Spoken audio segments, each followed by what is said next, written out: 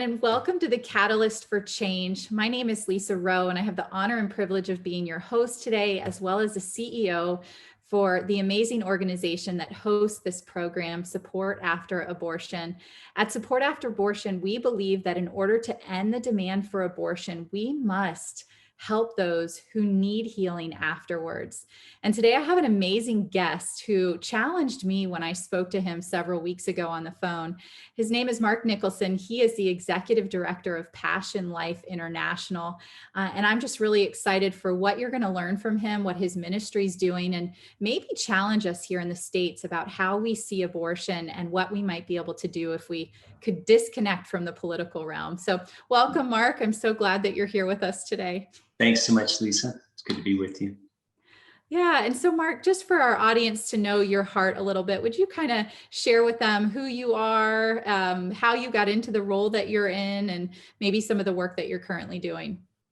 Yeah, so I was a long-term missionary in East Asia for a lot of years, and I was introduced by a local pastor to a man who was doing pro-life work in Asia at that time. Simply because my wife and I were using a pro-life platform for part of the church planting ministry that we were doing. And that man was John Ensor, who was at that time starting the work of Passion Life, for whom I now work. And yeah, so John and I sat on John's board for a couple of years before I came into the role of executive director with him. But Passion Life essentially started because John was working in the pro-life world in America, was working with Heartbeat International and starting clinics in the Boston area and in Miami and other places, and was just really burdened by finding the places where abortion was most concentrated and going to those areas to address it. And he found when he got to Asia on vacation that there were places that were experience even higher rates of abortion than anywhere in the United States. And he started Passion Life to address that. Wow. And so what is the goal of Passion Life when they enter into a country or an area that that needs Passion Life? So we have two main focuses. And the first focus is training. And the second focus is what will you do with that training? What's the practical application? And that takes a couple of different forms. I'll explain. So we partner specifically with churches in our training. We focus on teaching pastors to be able to go out and retrain people in their communities, what the Bible says about life and how to stand for it effectively, both from a biblical standpoint and from just a scientific, medical, moral philosophy standpoint, because a lot of the people in their communities are not Christians and don't care what the Bible says. Once that happens, once we go in and are able to train these pastors and these leaders, then the response is often, well, how do I get involved in standing, for the most vulnerable in my community? What can I do?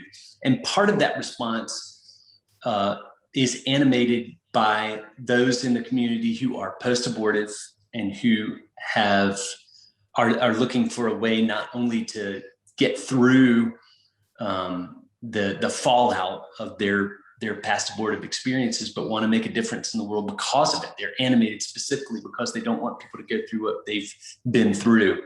So we do post-abortion recovery retreats, and we train people to do that. Everything that we do is based on reproducibility and locals training locals to reach locals. That's amazing. And you just don't go into a community. I mean, you feel led to go into that community, but you also have a very specific way about picking these communities you go into, right? Well, it is data driven, if that's what you mean. Yes, we're looking specifically for areas where the abortion rates are highest. And once we have settled on, we have a list of countries and areas that we kind of prioritize as an organization. And we are always praying and looking for the right entry point into a community. And a lot of times that comes to us through people like your listeners today may say, I know somebody in Bangladesh who he's a pastor, or he's a missionary, or she's a businesswoman, and she would love to have you come in and work with the churches in her community, and she'll help you facilitate that. So often our network of relationships is expanded just through word of mouth. Wow. And going back to your experience in Asia, that's what we kind of talked about, the amount of people that you were able to bring together, Mark, in such a short period of time. Can you talk to our listeners about that? We've never seen that in our country. I just was super impacted by that. Yeah. And I will say that I have to use some level of care and caution in what I'm talking about, because some of the areas that we work in Asia are sensitive. And so I'll try to refrain from using the names of countries, but when people do that in America, so often the thought is, well, they're talking about China. Well, there are far more countries in Asia that are sensitive in nature than China. Some of the world's, well, 4 of the world's communist countries are in Asia right now. So we are able to get in, and sometimes we're working a little clandestinely. We're not able to get in on a missionary visa, but we are able to work with churches and train pastors. And again, if we can train a small group of pastors, we know that if we do our job well, they can reach the national level with the training on their own initiative. So again, everything that we teach is designed specifically to be heard once, and then you have the confidence and the competence to go out and retrain it again. Now, when that happens, a lot of times the response is, well, we need post-abortion recovery, or we need crisis counseling intervention training, or we need help in how to start a hotline and how to counsel women over the phone. Those are things that we will partner with them in the long term to achieve and make return trips to those countries as necessary. But our main goal is to see the training light the fire. And we believe that anything that is helpful to a community as far as practical help ministry starts with the Bible. It starts with good theology. We don't start with abortion when we teach. We don't go into communities and teach about the evils of abortion. I think people by and large realize that abortion is something that they don't like, and they only see as necessary under certain circumstances. But if we start with the Bible and we start with training pastors and they train their people, then people are, they're more likely to speak up in a time of crisis. I read a testimony from Vietnam just this morning of 2 women, one who,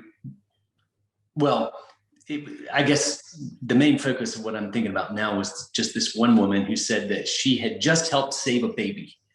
And she had been through the training that we offer, and she was able to go out into her community, and she met a lady who was thinking about having an abortion, and she talked with her and just basically told her that she would stand with her and she would be there with her through the process. And the lady decided to keep her baby. She said the only devastating part of all that was just about a year ago, she had been through the same process with somebody else, and she never tried to talk this person out of having an abortion. She never told her, I'll stand with you if you decide not to have an abortion. She basically comforted and consoled her through the abortion process. And now she's able to comfort and console her through her recovery process from that abortion as well, which is great. But her mindset has shifted now that she's been through the Passion Life training. Oh, that's wow. And you've impacted thousands upon thousands in Asia, which is in small amounts of time. Yeah. This email that I received from Vietnam this morning said that they have just passed over 39,000 trained this past year or so in Vietnam in this. And if you think about 39,000 Christians in a country the size of Vietnam, as you know, when someone has a baby, a whole community is involved in that. And when somebody, is saved from abortion, that story travels. When someone finds a way to keep their baby, there are neighbors and relatives and people in the community who are all impacted. And so it really does spread under its own weight. That's amazing. And so when we spoke on the phone, I was so impacted, and I felt like there was a lot that we could learn from you, because I love what you just said. I learned that today, that you don't lead with the message of how abortion hurts people. You lead with the message of hope and healing, which allows people to come in and then be touched by the message that you're there to share. And so 2 questions. The first is, how could we learn from that message here in the United States? Mm. And then the second question is, why is there such an openness in all of these communist countries for a Christian message to go far and wide like that? So if you could answer both of those, I feel like they fit together. I think they do fit. They do fit together. And as we've discussed, I think one of the main differences in what we are dealing with in some of these other countries is the fact that the abortion issue is not saddled so much in other countries with the politics that it has been saddled with in America. And there is, it seems to me that whichever group or whichever individual or whichever organization finds out how to convince pastors to talk about this issue in America, that will be the breakthrough that will make a major difference. They'll have really changed the calculus on the abortion conversation, because that's what's happening in these other countries. The pastors are willing to talk about it. They see it as an issue, both that they don't want their people of their congregations to experience, and that they realize that people in their congregations are carrying guilt and grief from, and they need to be liberated from that. They need to understand how the gospel applies at the very practical level to this thing that's in their past that they feel so bad about. So that's what we are finding on the mission field. Pastors who are willing to come together. John Ensor said one of the first places, that's the president of Passion Life, said one of the first places he ever went to teach overseas this Passion Life material, there were 75 pastors gathered together in one room waiting for him, and they'd been praying and singing for 2 hours before he got there. And he thought to himself, I've been a pastor for 20 some years in America, and I have never seen 75 pastors in one room before on any subject, for any reason, But these pastors were willing to come together and address this because they saw it as a major issue that needed to be addressed in their communities. And that does seem to be a difference in the way the American church deals with it. The American church deals with it as a political issue, as a women's rights issue, and as something that people need to be protected from having to hear somebody talk about, rather than have it discussed and have a deep discussion on how the gospel applies to the guilt and the grief of abortion. Wow. And so what you're touching on for me as I hear you is that we're not leading with the Lord oftentimes in our messaging. We're leading with what the culture is telling us to speak about. And, Mark, I'm thinking about this pastor that said, Lisa, I speak about it, but I have a lot of compassion for the newer pastors that are afraid of offending 50% of their population. And so what can we do you think, to help to spur these pastors forward with a father's heart, not a cultural heart? Yeah, well, that's an excellent question. And again, I really think it's the question pertaining to the discussion that we're having right now. Pastors, they do have to take into consideration what's going to be offensive. There's no question about that. I have the sense that far fewer people would be offended by pastors talking about abortion in a compassionate, biblical, theological way, a way that applies the gospel specifically to the guilt and grief of bloodshed. These are things that the Bible talks very explicitly about. However, you have to do some digging to be able to connect the dots in the Bible. In other words, the Bible doesn't talk about abortion per se. It doesn't really mention abortion, but it does talk about the shedding of innocent blood. I had a phone call coming in. Sorry, are you there? Yeah, Sorry. thank you. It does talk about the shedding of innocent blood. And for instance, when we go into Kazakhstan and we talk about what the Bible says about the shedding of innocent blood and the value of human life, and people begin to connect these dots, they really begin to come up with a picture of the idea that abortion is destructive on so many levels, and that there will be fallout on so many levels if we go this direction. In America, it's just assumed that, okay, abortion is not something that we as Christians think is a good thing, and if we can avoid it, we should, but we're not going to talk about it. I think that if people would talk about it, if pastors would talk about it in the United States, far more people, women and men, would find the healing that they've been looking for years and years and years. I fall into that category. I fall into the category of having dragged around with me the guilt of allowing a girlfriend to have an abortion when I was in high school, and didn't talk about it for years with anybody. Just wondered what it was doing to my soul, whether or not I had this unforgivable stain in me. And this is during the years that I was a pastor. I carried that guilt and that grief and that shame. I needed to deal with it, and I didn't realize I needed to deal with it. So I think pastors are the key. The Bible really indicates that if people will lead well on spiritual issues, if pastors and Christian leaders will lead well on these issues, God will break through and bring blessing. Wow. And thank you for sharing your testimony, Mark, because I think that just creates a whole nother level of credibility, but a whole nother conversation. I'm so sorry for your loss, Mark. And I'm so grateful that you've chosen to use that pain for such purpose. Oh, it's so powerful. What I have heard time and again is that there's pastors that have a story very common to yours, that haven't received the healing. And it goes back to my clinical connection where I couldn't sit in other people's junk because I hadn't sit on my own. So do you think there's a subconscious or unconscious pushing away of the conversation because we have pastors and church leadership who haven't experienced healing, maybe never told anybody about their abortion experience? And so here we are leading people, we have a call on our life, but there's this like void. What do you think?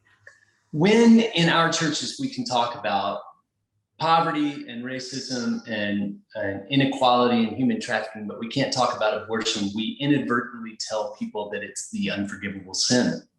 And I think that if this were a conversation that was brought to the forefront, we would see the kinds of things that we're seeing on the mission field. We're seeing people come by the tens of thousands, pastors standing in front of their congregations, confessing the sin of abortion, not just the sin of abortion, but the sin of promiscuity and the sin of, all these different things that led into the situation that they find themselves in now. And they feel like they've been fooled. They feel like they've been lied to. Well, Satan is the father of lies. And the most recent lie that they fell into was thinking that it would be compassionate not to bring these very things up with the people in their congregations.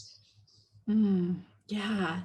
Gosh, I think we just nailed it. I just really believe that what you're saying is so true. And what would you say about the people that are unchurched? What can pastors be doing to reach those outside of their four walls? Because our research tells us that the people that have experienced abortion have likely fallen away from the church. So how does a pastor speaking on this topic, sharing their heart, leading with the Father's heart, not the cultural heart, bring about this kind of barrier burst or barrier breaker?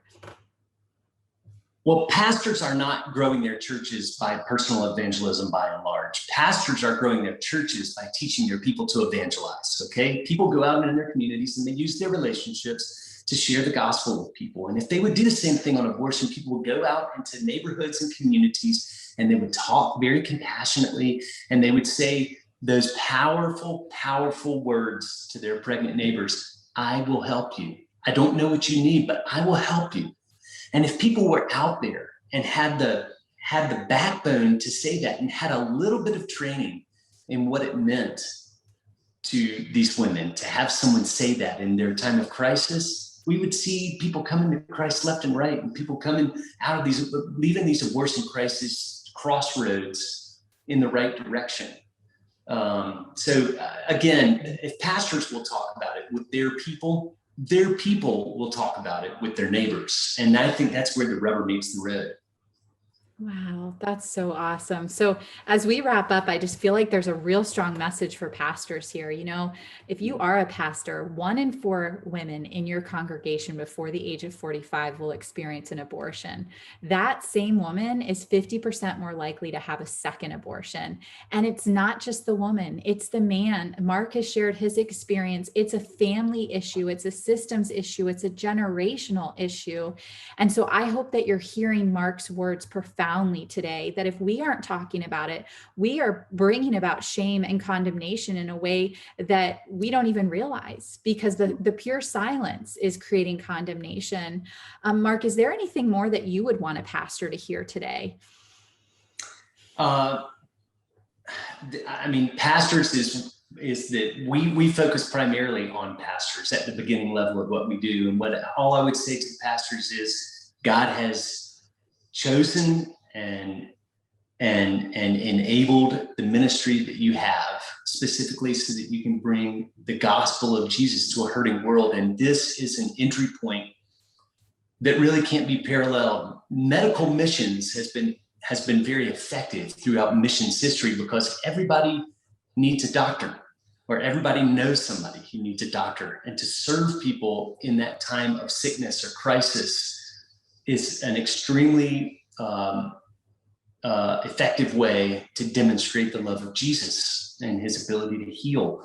And we really believe that the abortion issue is the new medical missions of our day. Everybody in Cuba has had an abortion or knows somebody who's had an abortion and needs a pastor to lead well on this issue. Wow. Thank you for sharing that, Mark. So Mark, if somebody is listening and they're saying, oh my gosh, I need to learn more, I need to get connected, how would they get a hold of you?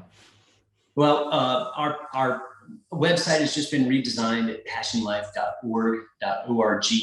On there, you will find free resources, and you'll find information about the countries that we're working in, and you'll find the priority areas that we're still trying to break into, that we need people just like your listeners to help us make connections to pastors and leaders and business people in those areas, so that we can continue to run to the tip of the spear, go to the areas of greatest need in this world, and work with pastors and churches to make a change in their communities. Absolutely. Well, thank you, Mark, for joining us today. And thank you for all that are listening.